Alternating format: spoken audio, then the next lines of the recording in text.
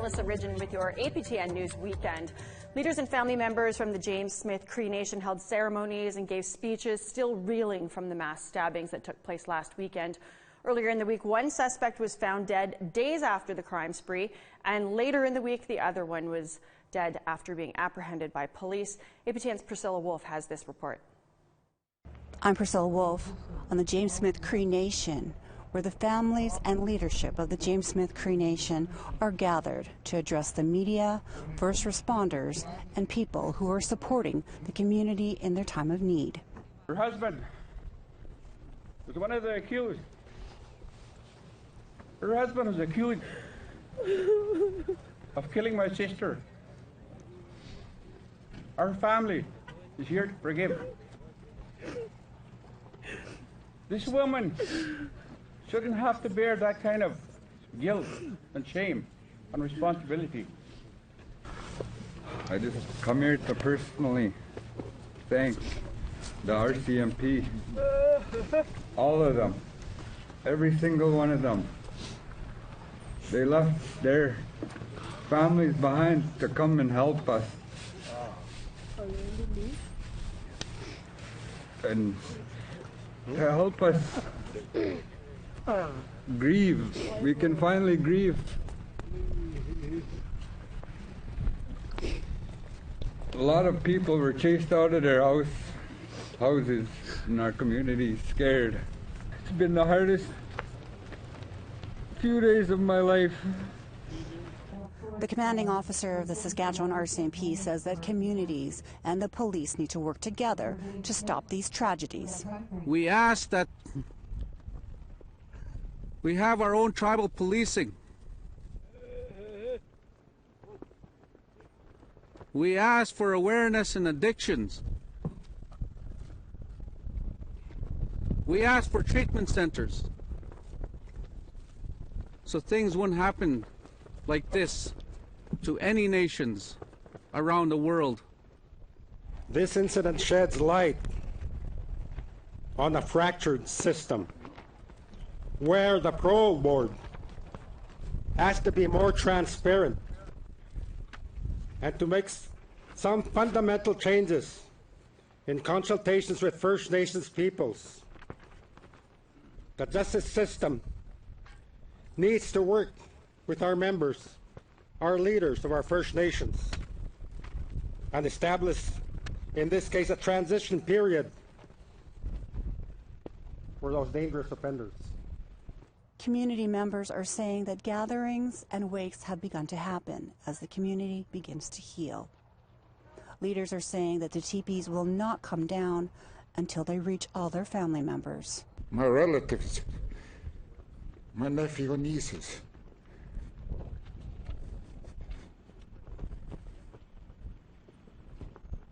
and we're having a hard time here. Priscilla Wolf, APTN National News, James Smith Cree Nation. The family of a man who died in Vancouver after police shot him with a beanbag gun want answers, and they gathered to mourn last week. APTN's Tina House was there. This memorial set up on Hastings is to remember 42-year-old Chris Amiot. The father of 7 and grandfather of 2 was only in Vancouver for 5 days, visiting his 2 eldest children, when on August the 22nd, he was the victim of a bear spray attack. He was running up the street taking off his clothes because that's what you do when you get bear sprayed. The family of Chris Amiot recently held a press conference in Vancouver to demand answers as to what happened to him. Samantha Wilson is Chris's cousin. He was yelling to the bystanders, call 911. You know, someone help me, like I need help. And we were told that 6 cop cars arrived. Chris Amiot's family says he was then shot by police 4 times in the back and 2 times in the chest by a high-powered beanbag shotgun at close range. There was an interaction between that man and the officers. He was taken into custody, and after he was taken into custody, he did go into medical distress. And all the witnesses that have told us have said that Chris had his hands in the air when he was shot. He was holding a jug of milk in his hand, and his hands were in the air when they fired upon him. And that he was shot twice in the chest and 4 times in the back. The incident took place here in broad daylight, with numerous witnesses agreeing that there was no altercation and that he just needed medical help. We were all shouting at the police that he was bear sprayed and he needed help, and they didn't listen to us. Chris's family are demanding answers and claim the police have not contacted them. I'm here to seek understanding and reasoning behind the split-second decision made by this police officer to pull his trigger 6 times instead of 1. That would have immobilized Chris and caused him to fall to the ground, and he could have been administered the care that he was begging for. The Vancouver police told APTN they can no longer comment on the incident, as this case is now part of a police watchdog investigation. This memorial pays tribute to a man that was deeply loved by his family, and what many are saying was at the wrong place at the wrong time. Tina House, APTN National News, Vancouver. The Manitoba legislature was the site of a vigil for a young Indigenous woman who was the victim of a homicide in Steinbach, Manitoba, the latest in a string of murdered Indigenous women in this province. Our Daryl Stranger has more.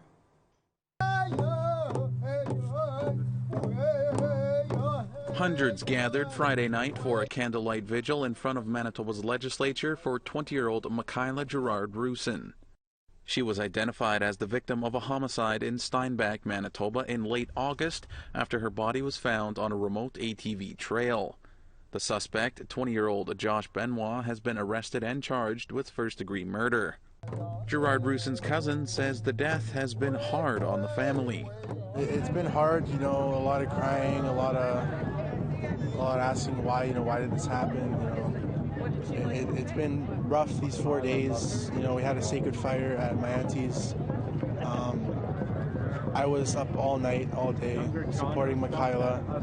I was up for 4 days straight, just wanting to be there for her, showing that I care for her and that the family, loves her. It's definitely a big hole in her family, it's unfortunate what happened to her.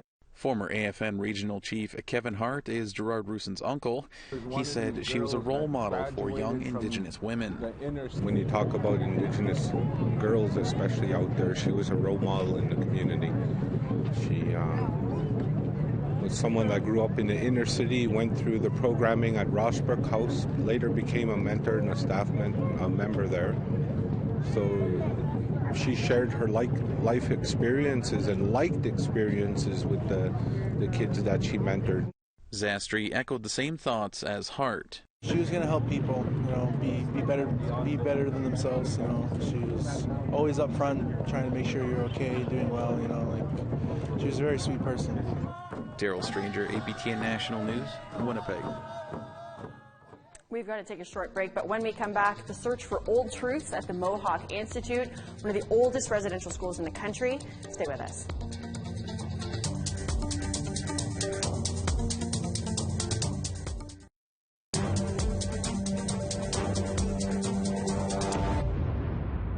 Welcome back. It's been a year since survivors started trying to uncover the truth about the Mohawk Institute, one of Canada's oldest and longest running residential schools.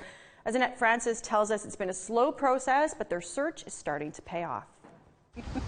Yeah, and then when we was here, we'd be so hungry all the time, so we'd have to, the boys anyway, had a lot more free time to roam around, so we'd have to go to the dump just at the back of here. Charlene Bomberry is a member of the Survivors Secretariat and one of over 15,000 students that were forced to come here at the old Mohawk Institute, also known as the Mush Hole. She says new documents reveal more deaths than what was listed by the National Center for Truth and Reconciliation. They said that at only 47, but it's been 97, and no history is still working on this stuff, right? It's still working. It's still a work in progress, and because if you look at it, 38 communities came here. People, like students from there, came here to this place. Alice Glaze is a researcher with no history. The research firm that has been collaborating with the Secretariat for the past 9 months. So, for instance, some of the 97 children that we have identified so far We don't know their names. They might just be mentioned in a record in passing. And so we're continuing to work to try to identify specific names of children who passed away and the impacted communities. And we also are looking at a wide variety of records to try to get more information on where those children were buried. As for the ground search, Geronimo Henry says it's still ongoing. He says it's a lot of work. I understand there's only maybe 2 people in Ontario that can read this data. So I don't, like in each one of these squares you see here, and it seems like to me we have like over like 100 of these squares done, and we're waiting for, you know, and I think everybody's kind of waiting to see if there's unmarked graves here. Survivor John Elliott is doubtful he'll see the end results. I don't think I'll see it at the end of my lifetime. I'm 85 years old, and I think so far as they've gone with them grids right now, it's only maybe 5.5 acres or something like that. And there's 600 acres around here to do. So, like I say, I'll probably never see the end of it. Diane Hill remains hopeful. She says what they need is to have all the records released. She also has concerns over local development and the protection of the site. The buffer zone possibly contains burial sites. In the Provincial Cemeteries Act, provincially, federally, whatever their level is, their regulations identify cemeteries as protected if it's an identified burial site.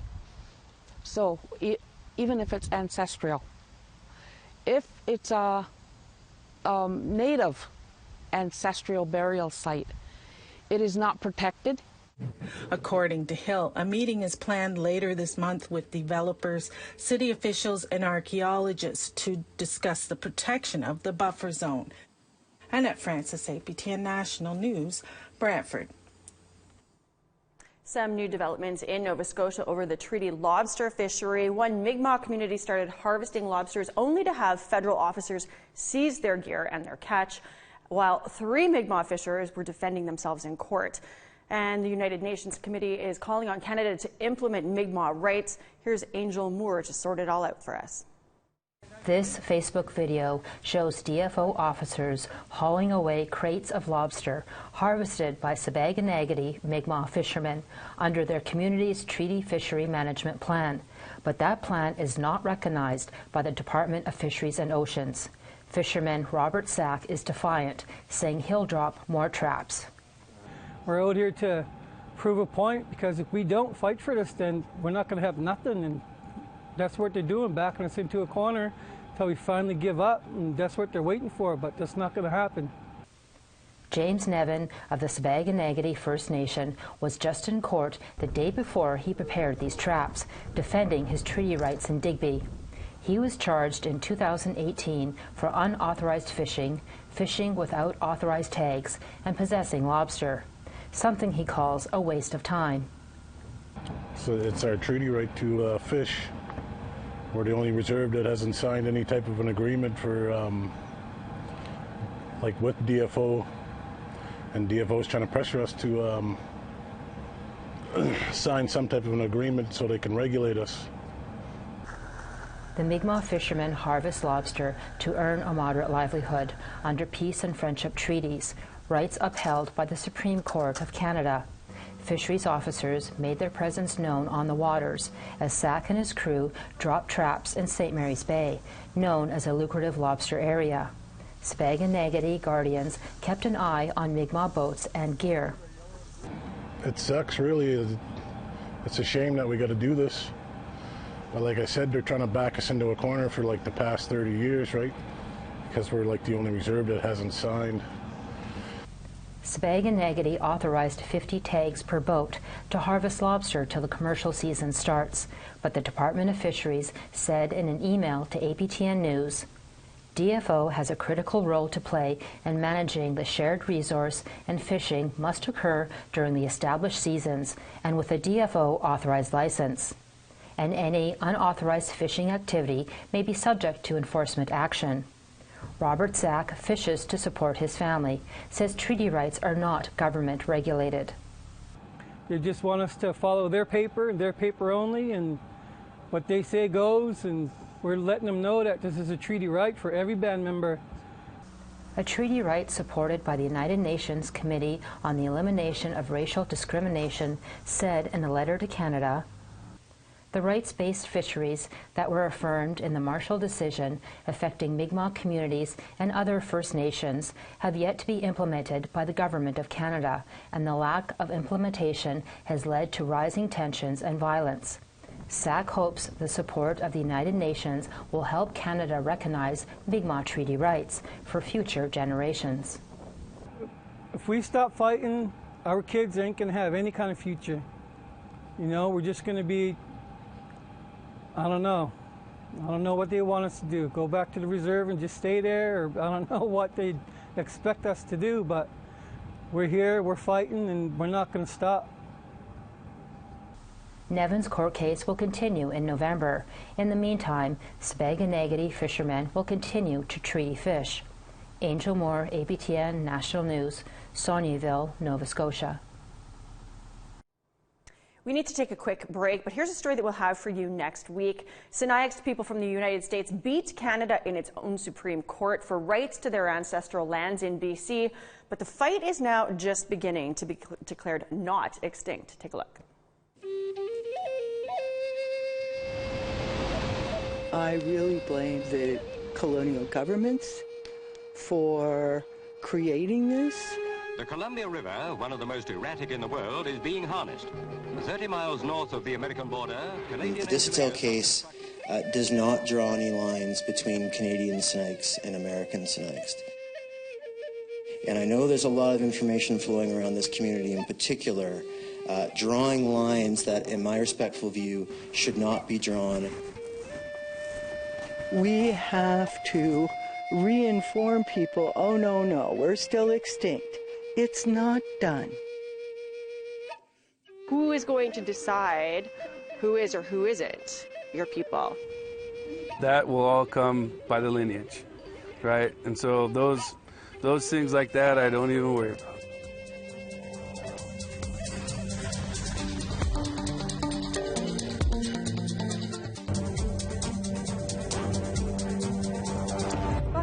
From a Mi'kmaq community in New Brunswick to New York Fashion Week, a Mi'kmaq designer is preparing for the Big Apple. Angel Moore has that story. Ever since Ingrid Brooks was a child, fashion has been part of her life. Me and my cousins, we would play fashion runway, and we were always making our own little stages, and I should have known back then what I was going to end up doing. Yeah. And you know, and I always wanted to be like the boss, of the. Now these Brooks designed gowns will be part of New York Fashion Week in a fashion show featuring independent designers. Brooks of the Indian Island First Nation hopes to network and learn. Like I want to get a ready-made collection, and hoping to meet people to connect with them and how they did it. Brooks designs are becoming a regular on the runway. Last June, they were at the Badabin Art Symposium in Fredericton, Indigenous Fashion Week in Toronto in 2018, and Paris Fashion Week in 2019. Brooks designs tell a story representing Mi'kmaq culture. This blue gown is Brooks' favorite. Made with cloth traditionally used for trade, the material can last up to 100 years, and sewn Mi'kmaq double curves with sequins. The print on this dress is a porcupine basket made by Brooks, featuring fire colors. When they look at her dress, they're going to say, oh wow, this is Mi'kmaq porcupine quill work, and these are double curves. She's from the East Coast. She's Mi'kmaq. So just to represent where we're from, and worn with a Mi'kmaq peak cap and basket, featuring Mi'kmaq culture in fashion. This peak cap, Brooks made with trade cloth and microbeads, following designs that are over 200 years old. This is part of our culture, And I like to see more of the women wearing these. You know, this is Micmac. Brooks, inspired by her grandmother's patterns, learned how to sew from her great aunt. She says the Mi'kmaq double curve has different meanings. The curves, I hear different stories about the double curves. I heard like this is the beginning of life, the middle of your life, and then the end of your life. Brooks hopes to inspire youth to become fashion designers and represent Indigenous identity. Angel Moore, APTN National News, Indian Island First Nation. A woman from a First Nation in northern Manitoba was given a hero's welcome upon her return from the Dragon Boat World Championships in the Czech Republic. Our Gerald Stranger was there to welcome her back. Here's that story. Congratulations!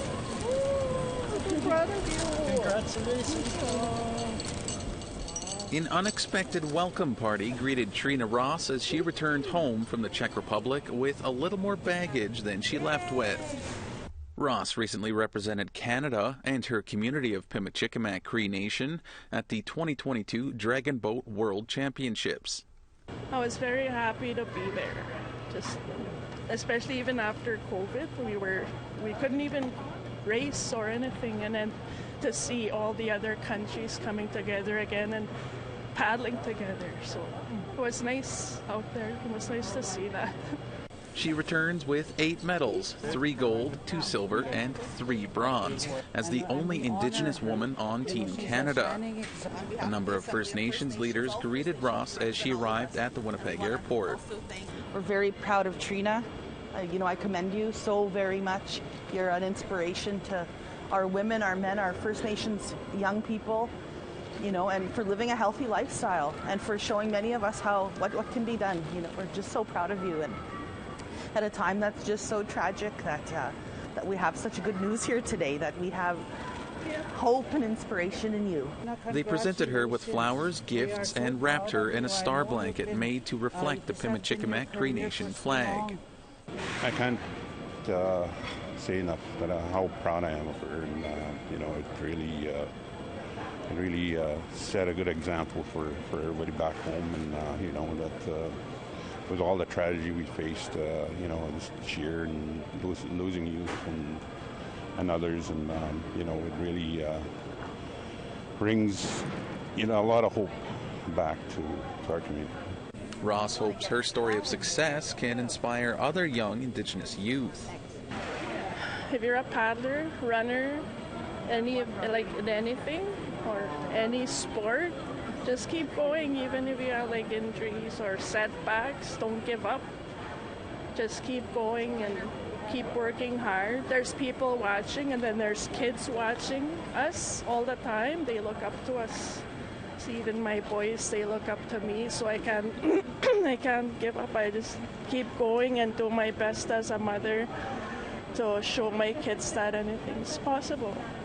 Daryl Stranger, APTN National News, Winnipeg.